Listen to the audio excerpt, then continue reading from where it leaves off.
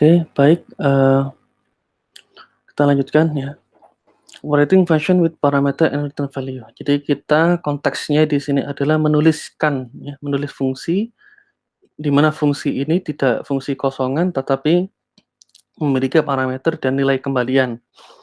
Ini kalau diterjemahkan namanya nilai kembalian ya.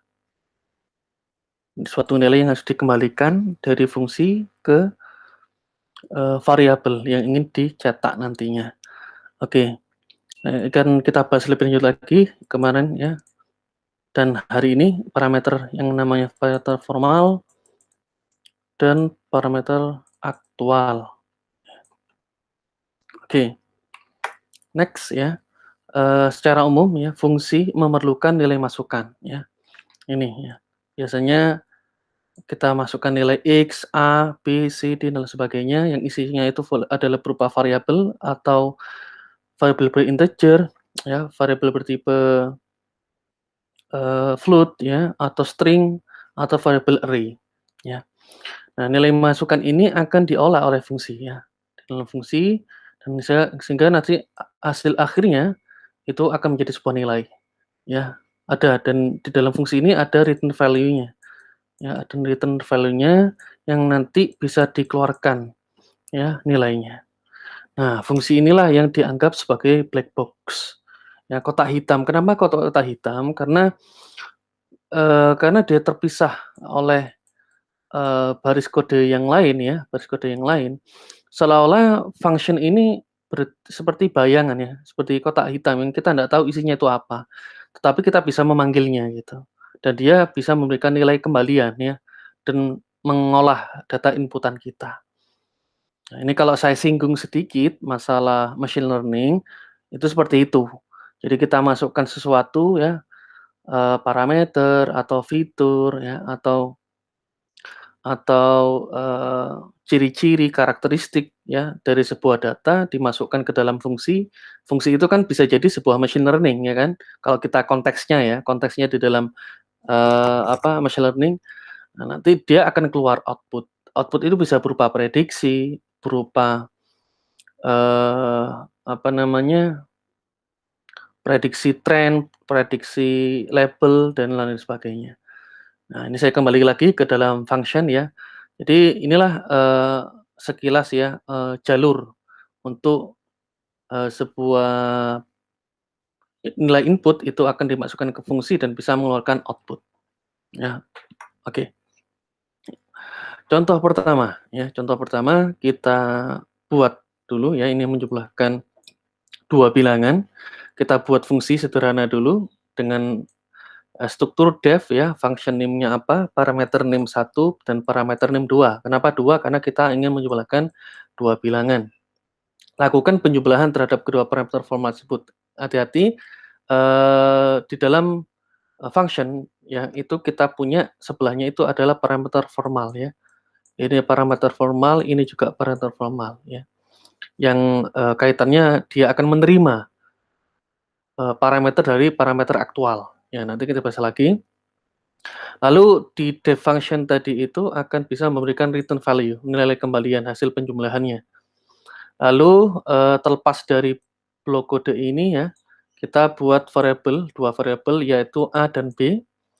Lalu, dia ini yang akan menjadi calon, parameter aktual.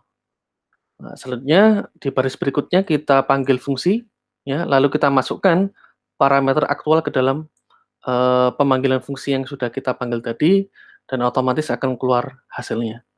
Nah, ini, implementasinya ya, di Python. Jadi kita butuh def jumlah, misal kita namakan jumlah, ini parameter formalnya A, B ya, dan kita berikan nilai kembalian ya, return A plus B.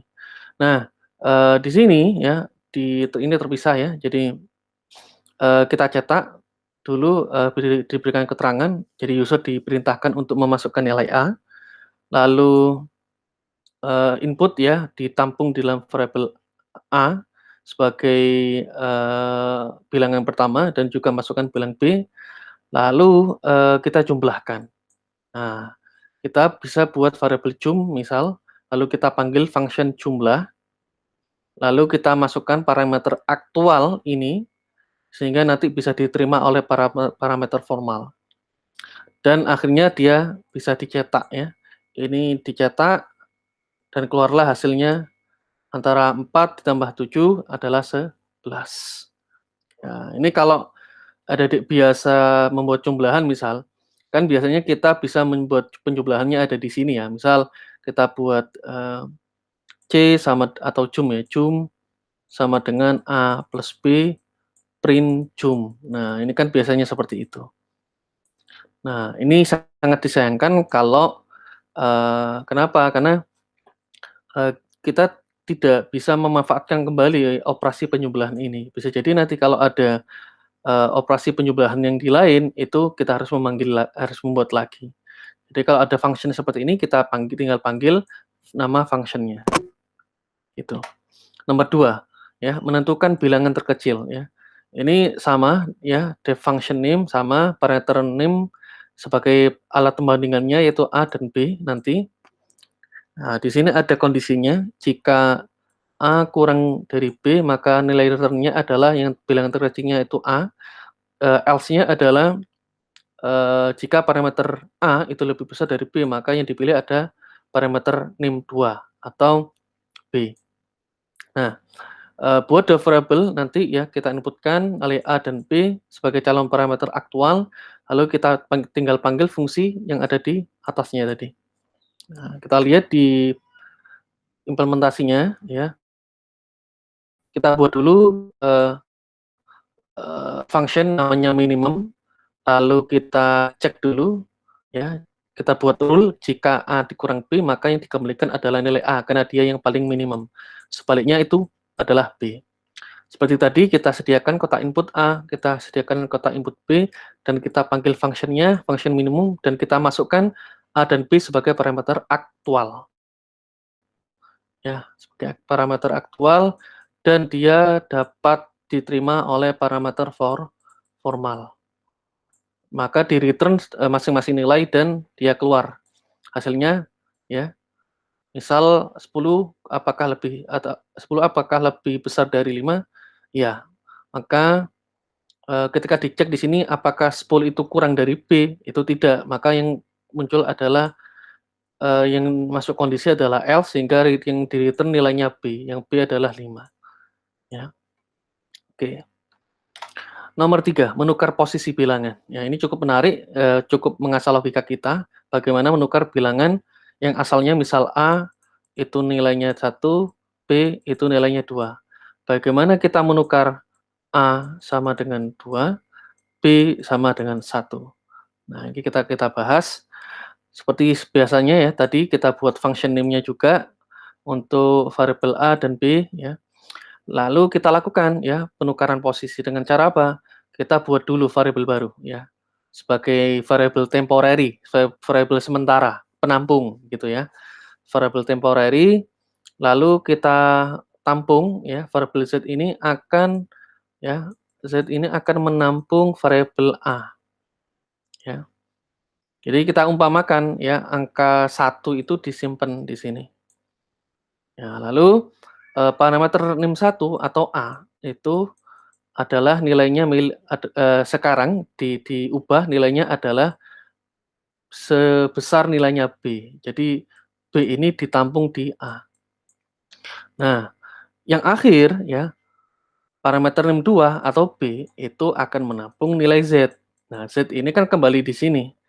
Yang Z itu menampung nilai A, maka singkatnya adalah B sudah memiliki atau menampung nilai A, dan A sudah menampung nilai B. Maka pada proses tersebut, eee, nilai sudah tertukar ya, lalu kita return value-nya ya, lalu kita buat variable input seperti biasanya tadi ya, A dan B, lalu kita panggil function-nya.